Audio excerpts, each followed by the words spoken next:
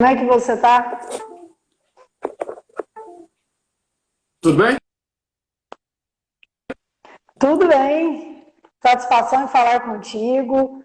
Pessoal, a gente veio aqui bater um papo rapidinho, até mesmo porque na sexta-feira a gente vai estar junto com a live da jurisprudência comentada, falando dos pormenores do caso da Mariana Ferrer e também vamos comentar a decisão do Tribunal de Justiça de São Paulo em relação a estupro também. E hoje a gente veio bater um papo com o professor doutor Henrique Gonçalves, que também é professor de penal para a Redoma CRLS, nosso parceiro. E esse caso aí, doutor, estupro culposo, como é que fica? Boa tarde, Gabi. Boa tarde aí os live espectadores da Redoma. Sejam todos bem-vindos. Bom, é o seguinte, aqui em São Paulo, só nessa semana aqui é o segundo caso, né, envolvendo processos com acusações de crimes contra a dignidade sexual que tem uma decisão meio esquisita. Não é que ele seja aqui de São Paulo, né, mas chegou aqui ao nosso conhecimento. E o primeiro logo passou batido, e agora a bola da vez, né, é esse processo aqui de Santa Catarina. Bom, Gabriela, sim, minha opinião aqui, logo de saída, essa questão de estupro culposo é uma tremenda fake news que foi passada. Ou alguém retransmitiu alguma informação ali não muito bem explicada, ou alguém colocou realmente essa informação de má fé, tá? Porque em local algum foi se falado na sentença de estupro culposo. Essa é a grande verdade, sejamos honestos aqui.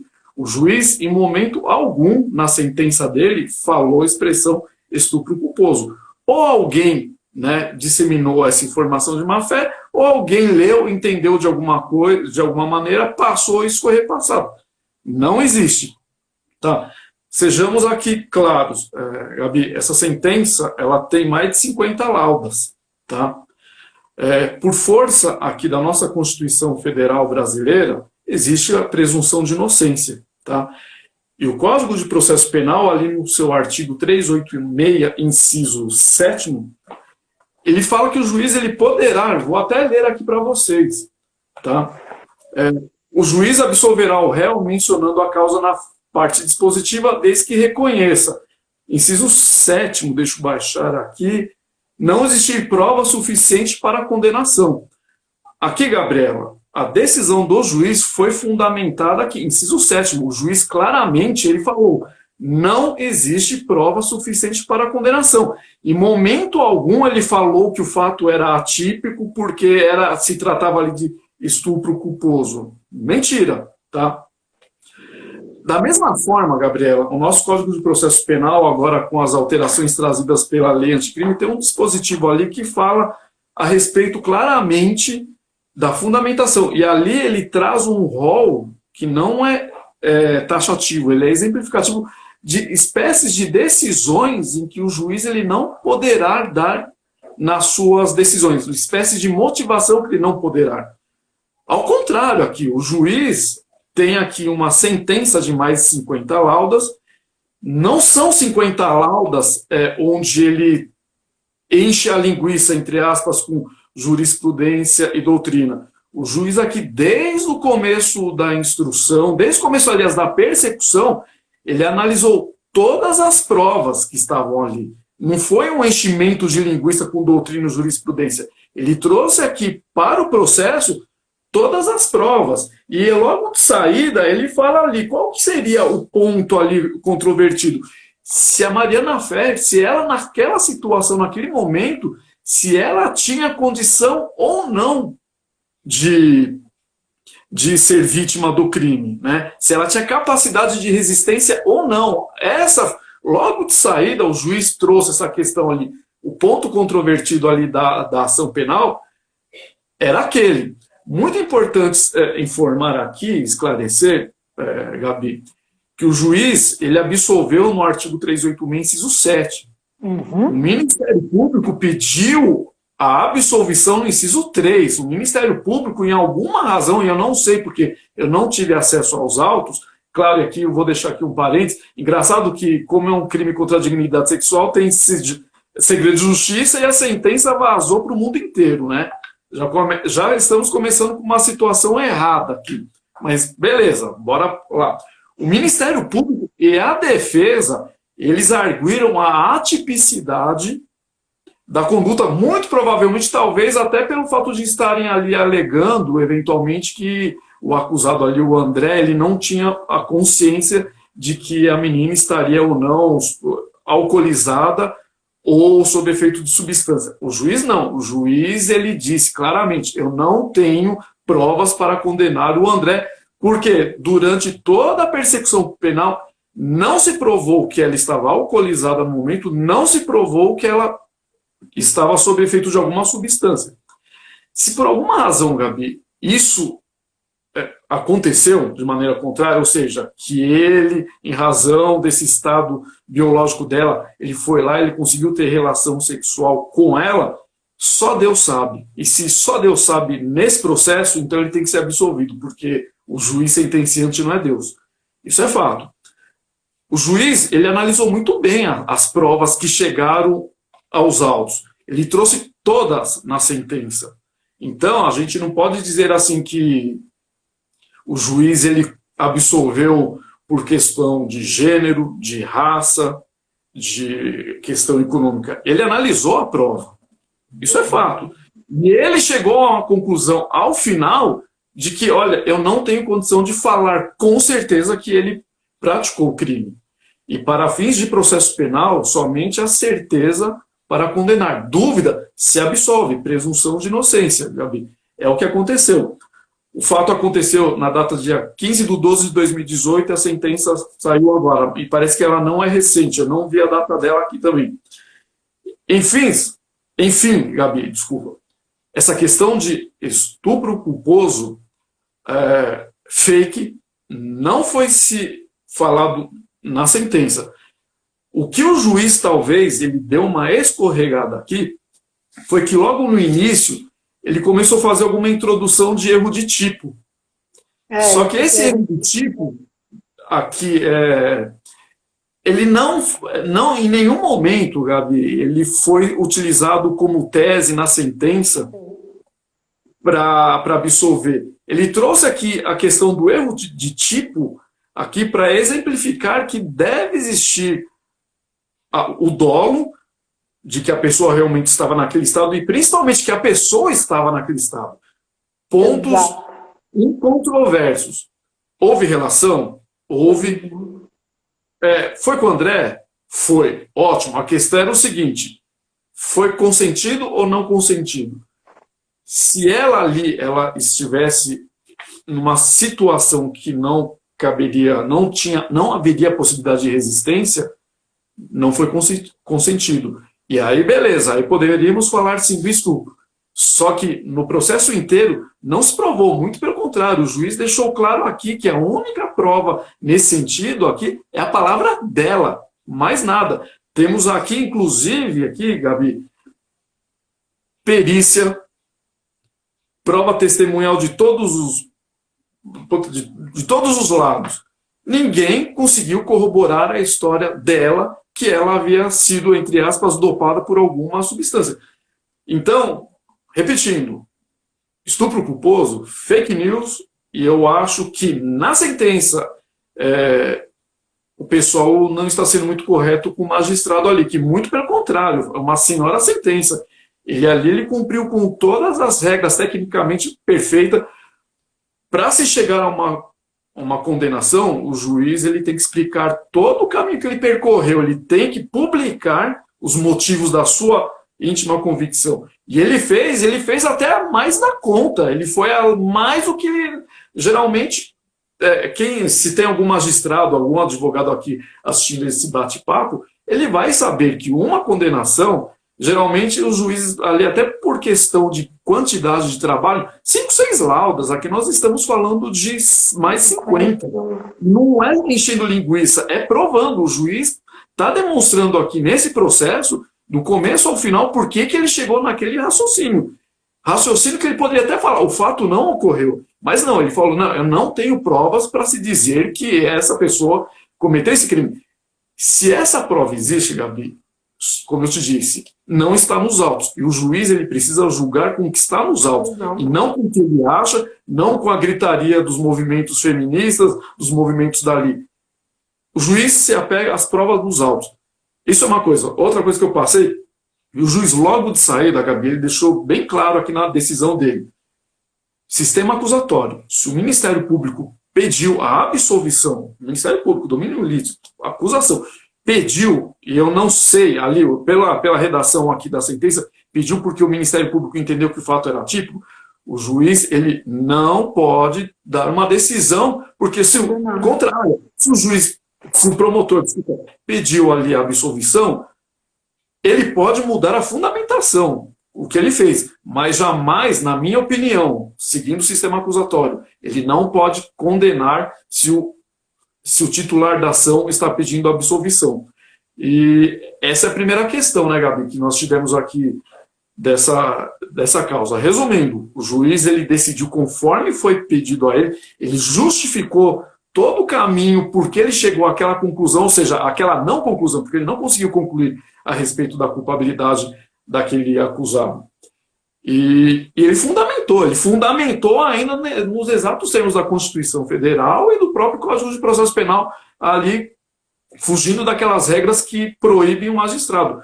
Sentença, eu não tenho acesso aos autos, mas pelo que eu li ali, tecnicamente irreparável, Gabi.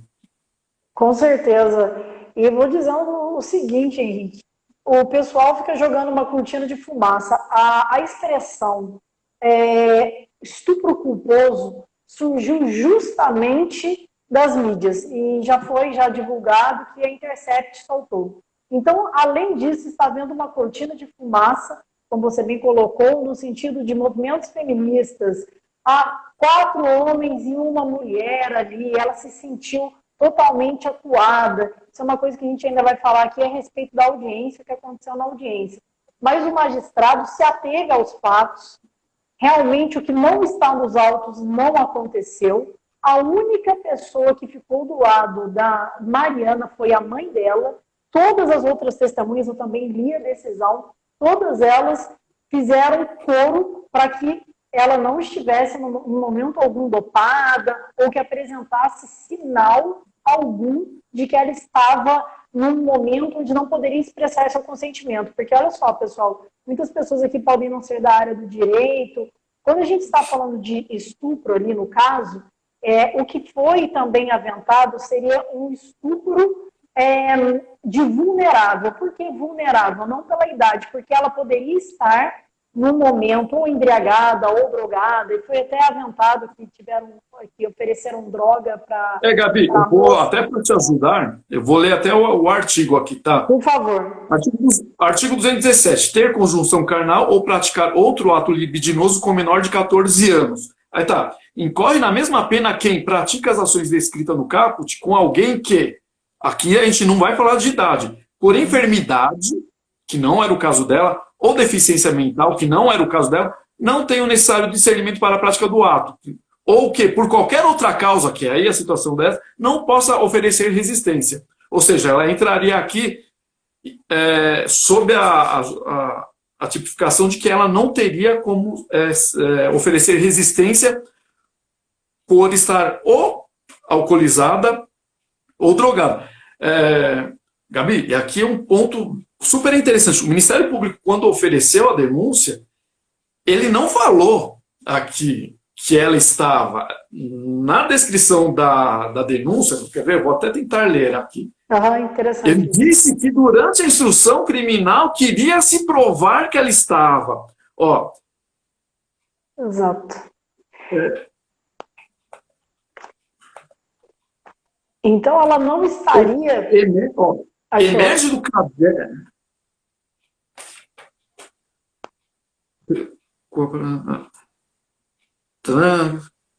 Aqui, ó. Assim, foi que às 22 horas e 25 minutos, ciente de que Mariana era incapaz de oferecer resistência, haja vista que por volta das 20 horas, em circunstâncias que serão esclarecidas no decorrer da instrução criminal, foi-lhe ministrada a substância que alterou seu discernimento. Ou seja, eles estão falando que irá se provar que aquela hora alguma substância... Eles nem sabiam ali, no momento do oferecimento da denúncia, o que tinha acontecido. E chegou ao final da instrução criminal, também não conseguiram demonstrar nada, inclusive com laudos. Né?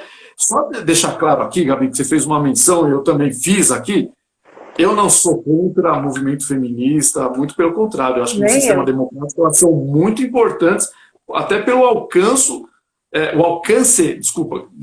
das situações que elas já conseguiram e vem conseguindo, é muito importante. O problema, a questão é o bom discernimento. Se não tem prova, gente, ponto final, não tem prova. Ou que encontre alguma, ou então, eu não sei, mas não dá para ficar assim, os movimentos cegos, que começa a questionar o laudo, começa a questionar o juiz, o promotor.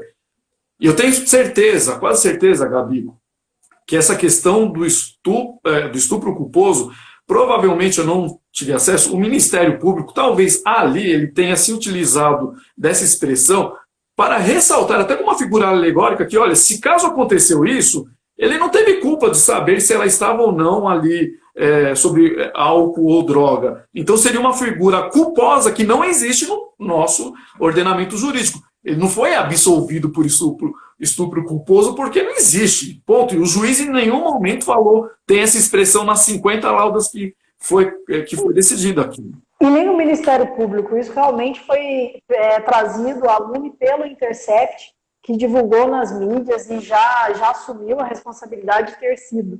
O problema maior é que quando a gente começa a colocar esses movimentos e colocar gênero um contra o outro, criando essa cortina de fumaça, receber há pouco tempo atrás um abaixo-assinado em prol da Mariana. Veja, pessoal, há uma coisa que a gente precisa distinguir muito. Se houve ali uma revitimização ou vitimização secundária ou terciária, ela deveria ter sido vítima do estupro, o que não foi comprovado que ela de fato foi vítima do crime. Porque, diante das provas que foram carreadas aos autos, essas provas não corroboraram nem que ela não podia oferecer resistência, e que, de fato, houve conjunção carnal, mas não teve como se comprovar que aquela conjunção carnal foi contra a vontade dela, ou que ela não poderia oferecer uma resistência psicológica, ou moral, ou física.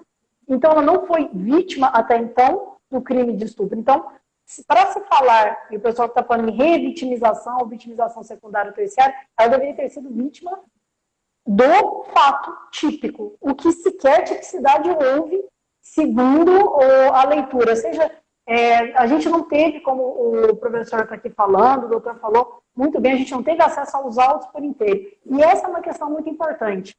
Quando Mariana se diz vítima ou vítima secundária, nós não podemos esquecer que durante o processo inteiro ela ficou carreando para as mídias sociais dela partes do processo. Ela trouxe a mídia, ela trouxe a lume o próprio motivo que depois ela iria dizer que a vitimou. Ou seja, se ela está sendo vítima de todo esse estardalhaço dentro da vida dela, as pessoas adentrando, é porque ela permitiu, porque este é um processo com sigilo. Não é, doutor? É um processo sigiloso. Sim, processo de sigilo. Importante esclarecer, Gabi, é o seguinte, o juiz, quando ele chegou nessa decisão, ele falou assim, eu não tenho condição de falar se ela é vítima ou não. Nós não estamos aqui falando que ela mentiu e nem estamos aqui falando o que realmente aconteceu. O que o juiz falou, eu não tenho certeza para falar que ele é culpado nos termos do que a nossa legislação exige. Ponto. Isso é um fato, né? Então, assim, é um crime grave? Se ocorreu, gravíssimo. Gravíssimo. Sim. Pena alta. O juiz ele enfatizou na sua sentença, olha, a palavra da vítima em crimes dessa natureza é muito importante, mas por si só ele não é hábil para justificar. Eu preciso de coisa a mais para justificar, até para fundamentar o que ela está falando. E ele não encontrou.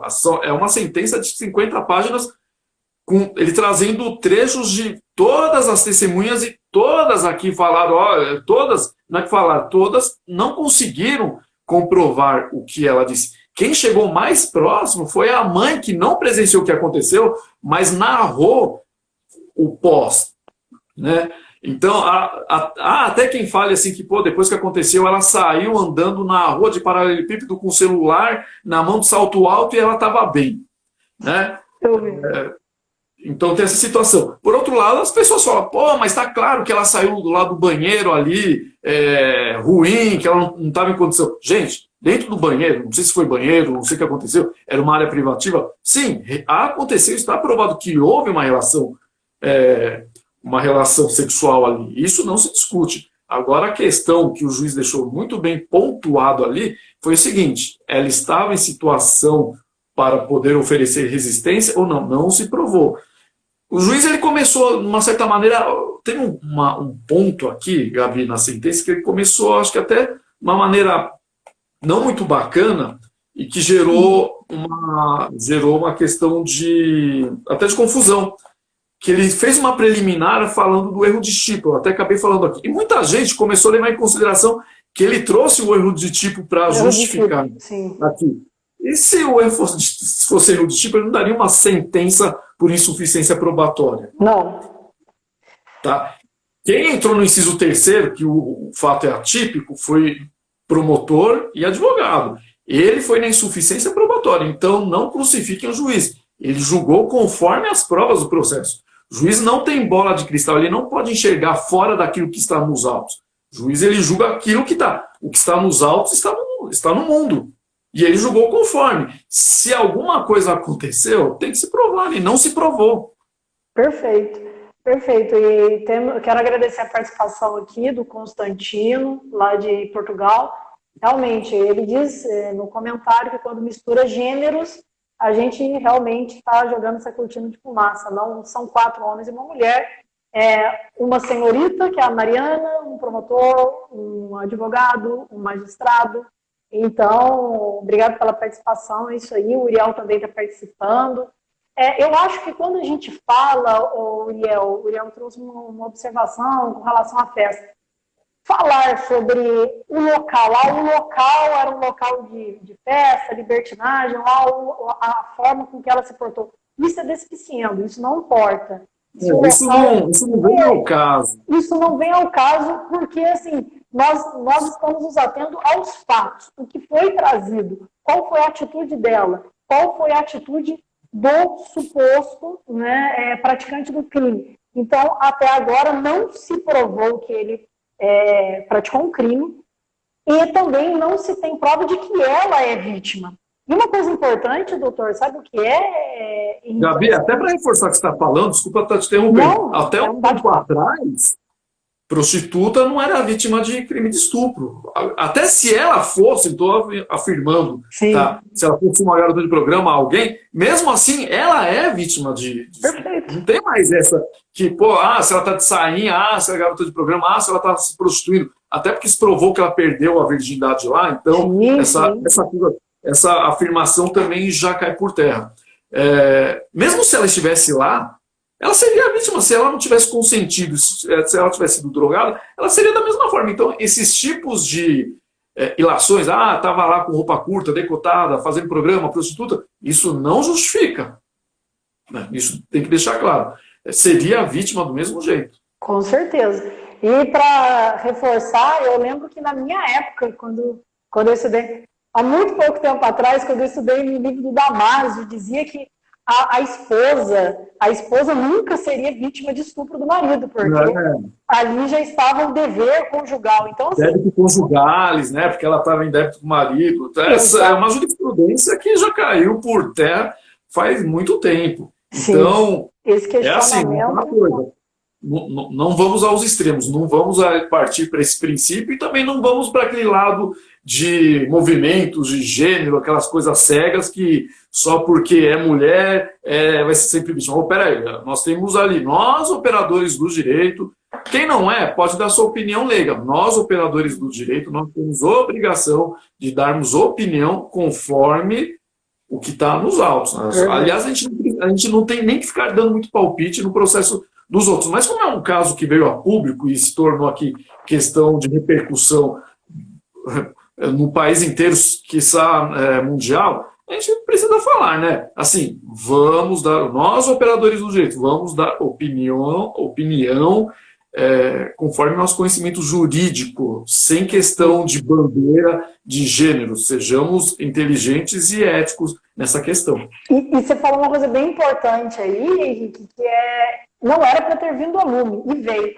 O artigo, salvo engano, não sei se você está com o código aberto, eu acho que 325 fala que é crime quando existe divulgação de sigilo, de peças sigilosas. Então, também teria que ser apurado isso.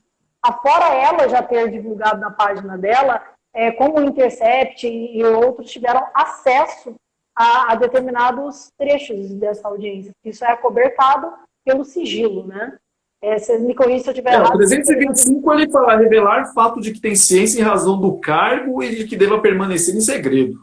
Perfeito. Facilitar a revelação. Ela acabou, eu não vi, eu não posso falar se ela realmente acabou divulgando o que aconteceu ali, então o problema passa a ser dela. Outro problema aqui, né, Gabi, é o que aconteceu na audiência. Ali sim, né? Temos um problema. Ali eu começo sim a concordar com algumas críticas, né? Uhum. Até aonde vai a liberdade do advogado no exercício da defesa do seu cliente, né? E parece que ali o advogado, com todo respeito, eu acho que ele passou um pouco do sinal, né? Ali parecia quase que uma audiência de tribunal do júri americano, né? Como vocês falaram, que até dedo na cara se coloca da pessoa. E não é para isso. Eu acredito que agora nós teremos aqui uma discussão dos limites, né, da atuação ética do advogado nesses tipos de caso. Eu acho que ele saiu um pouco das regras do jogo ali. E ali as críticas são necessárias. O juiz ali, como presidente do ato, ele deveria, ao invés de oferecer virtualmente um copo d'água para a vítima, né, ter tomado as rédeas daquela audiência para si.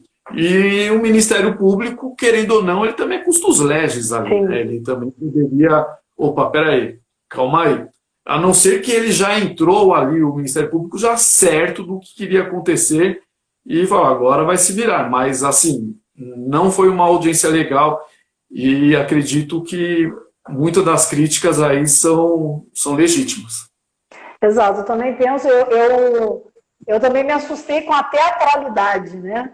Aquilo virou um circo de horrores, uma alegoria, e eu estava até dando uma pesquisada aqui, o artigo 7º, parágrafo 2º do Código de Ética e Disciplina, ele fala que o nosso colega, né, o advogado, ele está acobertado dentro do processo para que ele não seja condenado por injúria ou difamação lá no exercício. Então, ele não respeita. Gabi, mas agora você pode ter certeza que esse artigo aí vai ser motivo de discussão, e uma discussão legítima, porque até onde que essa imunidade pode ir? Daqui a pouco, então, numa sala de audiência, já pensou se ele estivesse lá, ele ia pegar o papel, ele ia esfregar na cara da menina, ia colocar... Tanto essa testemunha não pode ser vítima, entre aspas, dessa agressão, como nem o preso, por pior que seja o crime, pode ser vítima ali de um promotor ali com o dedo em riste, ou um assistente de acusação. Não pode, isso não existe. Na minha aula de pós-graduação, lá pela PUC de Minas, eu tive, na aula de ética, a professora ali, ela me fez uma colocação muito bacana, no sentido, o processo penal, ele tem um fundo ali de que as partes venham a sentar e tentar achar a melhor solução comum para aquele problema. Eu acho que essa é a visão mais bonita, romântica do processo penal. Embora que na nossa realidade esteja muito longe disso. Muito. O fato é que essa audiência passou disso, passou longe, né? Ninguém estava ali para ver a melhor situação ali. Foi dedo em riste e todo mundo assistindo. Pelo que se vê aqui nos autos, parece que existia até uma assistente de acusação no processo. Eu não sei se ela estava nessa audiência, mas o advogado, o doutor colega lá, desculpe as críticas, ele se excedeu e ninguém abriu a boca, ficou um silêncio e foi uma menina chorando ali. Se realmente ela foi vítima e não se provou isso lá, aí nós vamos poder falarmos, pô, ela foi vítima 2, 3 vezes, porque foi vítima na audiência, agora no público, e assim vai. Esse é o problema. Aliás, aquela audiência jamais poderia ter sido também publicada, né? Divulgada como foi, um absurdo, também achei. E o próprio Código de Ética e Disciplina, né, melhor dizendo, o Tribunal de Ética e Disciplina vai puni-lo pelo excesso. E também pode haver determinada responsabilização, até danos morais, agora saindo um pouquinho do penal, né? Mas isso são ilações pelo excesso. Da mesma forma que o CNMP e o CNJ já instou tanto o promotor quanto o juiz. Então, uma coisa que muito me intriga, Henrique, que eu estava lendo na internet, em determinadas entrevistas, são pessoas falando que essa audiência seria passível de anular o processo. É lógico que não, né? E eu queria a sua opinião também. Não.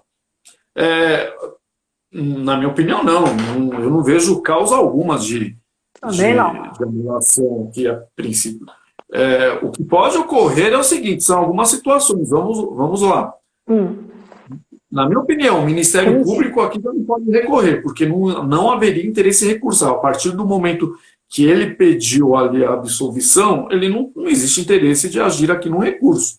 Perfeito. Aí a gente vai ter uma segunda discussão, que já foi parar no STJ e STF. Se o assistente de acusação eventualmente poderia recorrer. Há decisões ali do STJ e do STF dizendo que sim, poderia. Se o MP pedir ali a absolvição e a vítima ela não concordar, e se tiver assistente de acusação, esse teria legitimidade para recorrer. É o que estão dizendo. Mas já estou ouvindo falar até que tem senador querendo recorrer da decisão. Quer dizer, estamos ouvindo já tiros para todos os lados. Alguma coisa eu sei que vai acontecer, né? Quando tem esses casos de muito purpurinho, sempre dá alguma coisa. Agora, eu não vejo aqui como está anulando aquela audiência. E mesmo que ela seja anulada, não vejo motivo algum. Anulada por quem? Até porque tem que demonstrar o prejuízo. Cadê o prejuízo dali? Não é que tem. Hoje é a doutrina, né? Tudo você tem que demonstrar o prejuízo. Então, caberia a assistente de acusação demonstrar um prejuízo daquela audiência. E não foi. Já até precluiu porque já está sentenciado, na minha opinião, né? Então, a anulação, eu não consigo ver alguma coisa aqui. Mas, enfim, Gabi, minha opinião é essa. Estupro culposo, fake news, tremenda. As pessoas precisam tomar cuidado com o que republicam e tomar cuidado com o que divulgam sem ali tomar consciência do que está acontecendo. Eu, para estar aqui conversando com você, eu já li essa sentença aqui umas 2, 3 vezes para não nos falar besteira. Né? Posso estar falando uma besteira de cunho profissional, opinião minha, que alguém não concorde, mas assim, eu não estou falando nada de que não esteja nos autos. Né? E em relação à questão das partes em audiência, isso aí vai dar pano para manga, vai ter discussão CNJ, CNMP, já me falaram que a OAB lá de Santa Catarina ela é bem rígida em relação a desvios, né, do Código de Ética e Disciplina. Alguma coisa vai sobrar daqui, com certeza. Com certeza. E uma coisa bem interessante que você acabou de pontuar aí, o pessoal não leu a decisão, saiu alardeando aos 4 cantos o que estava lendo numa repostagem, alguém tweetou, alguém colocou. É muito importante, pessoal, e essa decisão, ela já está pública, muita gente está tendo acesso. É uma decisão, como o próprio Henrique falou aí, ela é extensa, mas ela está muito bem amarrada, como a gente fala, ou seja, está muito técnica, ela está muito escorreita, ela discriminou as provas. Então, não há um porquê ficar se fazendo ilação a respeito, principalmente do estado em que se encontrava a vítima, porque se está comprovado ali, É o que está ali. O que está se falando, o que está se fazendo ilação. Não tem uma prova alguma falando que ela não tinha condições de oferecer resistência. Se não tinha prova nenhuma, o juiz vai tirar a prova da onde para entender de maneira contrária? Não Exato. tem. Aí as pessoas começam ali perder mais ou menos o senso, entre aspas, jurídico, de trazer ali questões jurídicas para tentar enfrentar, aí começa a trazer essas questões acessórias que não tem previsão em algum lugar algum. Ah, porque eram 4 homens e uma mulher. Nossa, e o que tem a ver? Então a gente vai ter que começar a escolher a quantidade de sexos para se julgar. Então eu vou começar a questionar também juízas que julgam casos de violência doméstica. Então eu vou achar que toda juíza que julga dessa maneira está lá para fazer justiça para a mulher, então não teríamos justiça.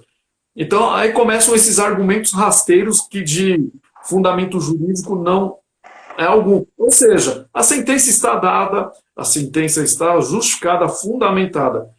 Vocês podem não concordar com a opinião, com a decisão ali, com a questão da justiça. Mas não venham falar assim que houve a intenção de ajudar o réu, que... Misoginia. Questões outras. Não. Juridicamente está irreparável. Não tenho o que falar aqui. E sabe, eu ainda te digo mais. Todos que estão aí nos ouvindo e que depois vão ver a live, e até mesmo aqui o amigo Henrique, a gente sabe que realmente existe no Brasil, existe sim uma dificuldade da mulher que muitas vezes é agredida e sofre violência sexual para denunciar. Isso existe. Só que o trabalho que essa moça está fazendo está prestando um desserviço para as mulheres que realmente são estupradas. Porque quando ela começa a se arvorar em movimentos, já vendo que não houve prova, ela tem todo o direito de recorrer, acho que deve recorrer sim pelo assistente de acusação, mas se sobrar que realmente não houve a violência ou grave ameaça ou a incapacidade de resistência, essa atitude vai ter causado um desserviço enorme. Porque eu tenho muitas amigas e respeito, muitos amigos que são muito feministas e estão até contra ela. Porque isso causa até uma ruptura na própria legitimidade que algumas mulheres têm ao levantar algumas bandeiras. Sempre deixando claro aqui que eu não levanto bandeira de gênero, eu levanto bandeira do ser humano, sempre. E não discrimino quem levanta as suas próprias bandeiras. Agora, eu acredito que isso seja até um desserviço. Se ficar realmente transitou em julgado, comprovado que não houve, fica como se fosse aquele caso do Neymar, não acha? O caso do Neymar ficou bem claro que não aconteceu nada ali, né? Aqui o juiz ainda poderia ter justificado, ter dito, não aconteceu, ele poderia ir aqui no, quer ver, vamos falar aqui, 386, inciso 1, estar provado a inexistência do fato. Mas o fato aconteceu, isso aconteceu, existiu a relação sexual. Sim. Ele ainda foi claro, eu não estou convencido de que ela, naquela situação, ela tinha ali possibilidade de resistir. Isso ele deixou claro. Mas acontece que agora, populismo penal, né? Todo caso ali de evidência que envolver questões de dignidade sexual, sempre terá aquela pressão de mídia, de opinião pública. E se o juiz ali ele não tiver uma independência para julgar, preservada, ele começa ali a julgar ali para satisfazer as vozes das ruas. E aí a possibilidade de injustiças acabam se tornando grandes. Aumenta. O juiz aqui, então o juiz aqui, na minha opinião, ele foi irreparável e que continue assim.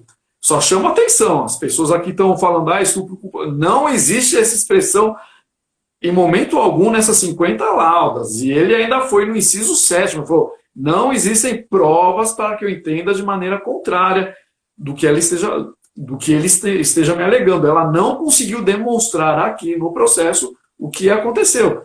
O promotor e o advogado, eles foram na questão da atipicidade. Provavelmente eles foram lá, disseram que não tinham consciência de que ela estava ou não estava. Eu não tenho também, estou dando palpite porque eu não tenho acesso a essas provas.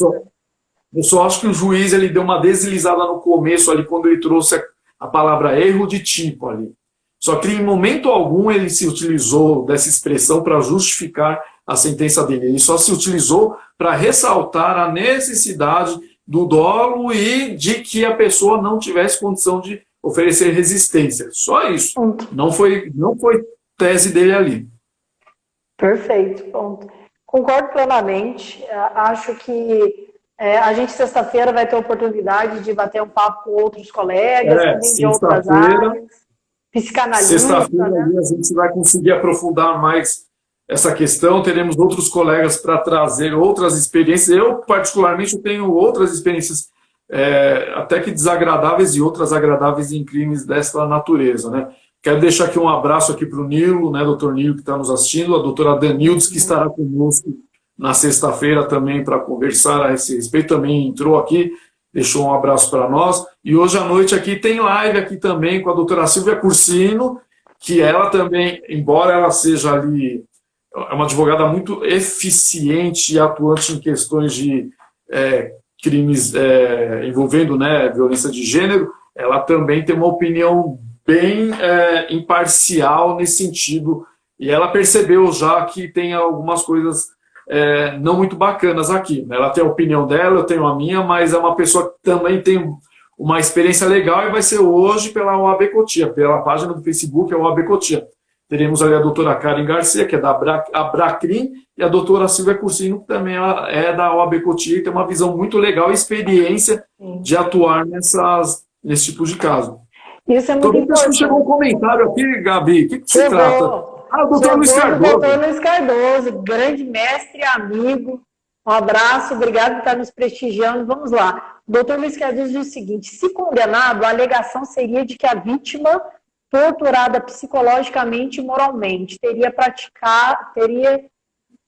prejudicado a apuração dos fatos. É um caso a se pensar. Deixa eu ler aqui. Se condenado, a alegação seria de que a vítima torturada...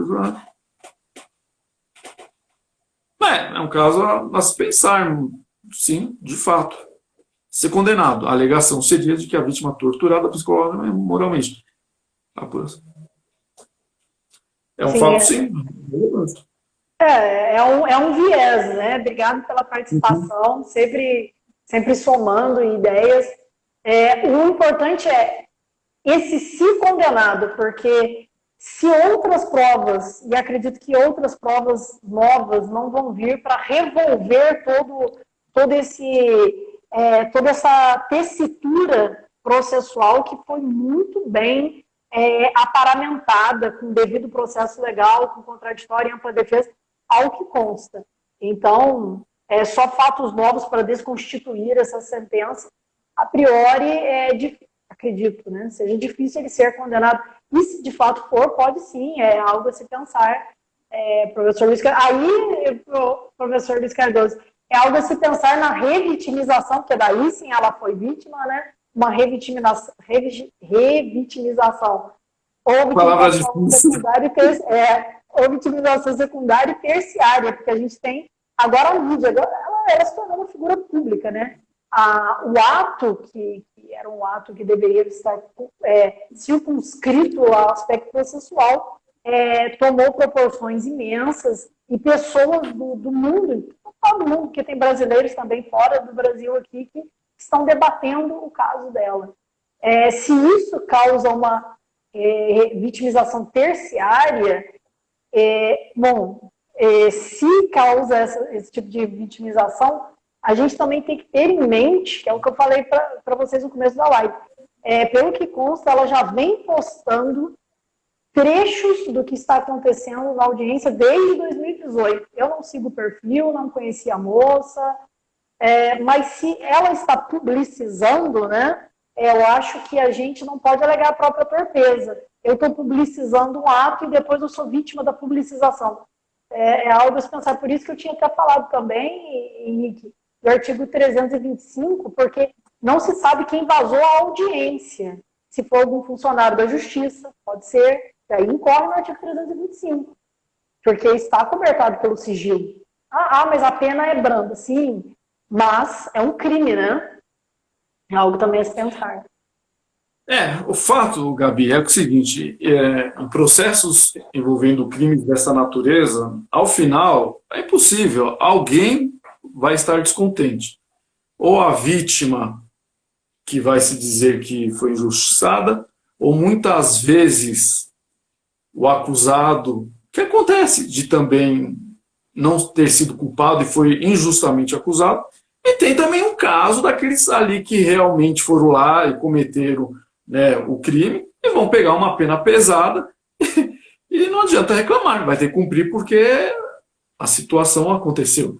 Mas eu não gostaria de estar na pele de um juiz num caso de tamanha responsabilidade dessa, né?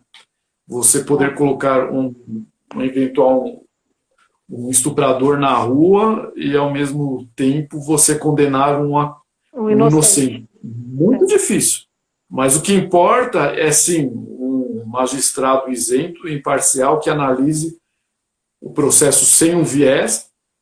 E tudo indica que, nesse caso, foi porque o acusado, né, o André, ele foi preso durante a instrução. Foi preso, foi solto. Não houve nenhuma, a princípio, não me parece que houve nenhuma proteção, né, do magistrado. O magistrado não estaria psicologicamente corrompido nesse processo, porque ele determinou a prisão dele. Sim, né? ia falar Pelo que eu vi sobre aqui isso. no corpo da sentença, diversos requerimentos foram indeferidos. Sim, eu acompanhei isso Não também. vejo nenhuma atuação por parte do magistrado aqui Tendenciosa contra a mulher. com o intuito de favorecer ele. O problema realmente foi a condução da instrução. Ali não foi legal. Bom, Gabi, acho que temos aqui assunto para continuar na sexta, né? Com mais profundidade. Sim. Com certeza. Quero aqui agradecer nossos colegas que dispuseram de uma parte da tarde para nos acompanhar. Doutor Cardoso, doutor Nilo, doutor Ademildo, os outros colegas que, caso tenham entrado, eu não vi. Deixo aqui um grande abraço. É aquela coisa, né, Gabi? Temas bons de direito. A gente fala, vamos entrar para falar 10 minutos, praticamente quase uma hora, né? Verdade. Faz parte. Eu até perdi 50 minutos já. Mas agora a live não está mais delimitada a 1 hora, viu? Pelo Instagram. Fiquei sabendo há pouco tempo. Estava podendo passar. Aliás, fiquei sabendo hoje de manhã que ela está podendo passar do tempo. Quero agradecer a todos, principalmente o professor Dr. Luiz Cardoso, o pessoal de Portugal também que participou, o pessoal do Alexandre, os amigos, os colegas. Olha, pessoal, na sexta nós vamos ter com a live da jurisprudência comentada, da qual faz parte nosso nobre colega e amigo aqui, Dr. Henrique Sanches. Nós vamos debater esse tema com pessoas ligadas à multidisciplinariedade. Nós vamos ter pessoas de outros segmentos, até mesmo para abordar também o aspecto psicológico, falando já também da audiência, a gente vai tecer maiores minúcias, e eu vou gostar de aprender muito com o pessoal que lá vai estar. Vai ser um prazer. E obrigado pelo convite. Legal. Pessoal, só relembrando, hoje à noite, Facebook, página OAB Cotia, tem live ali, doutora Silvia Cursinho, doutora Karen Garcia, vamos falar ali da palavra da vítima, prova nos crimes ali de gênero, tá? Live imperdível, estarei lá com elas e estão todos convidados. Às 19 horas, página Facebook, OAB Cotia. Perfeito. Pessoal, e dá tempo de assistir as duas lives. A do doutor Henrique, doutora Silvia Cursino, e às 8h30 a minha com direito eleitoral, com a professora doutora Juliana Dornelas. Dá para a gente hoje ter um início de noite com muito conhecimento. Isso aí. Até mais. Até mais. Tchau, tchau, Henrique. Um forte abraço. Tchau, pessoal.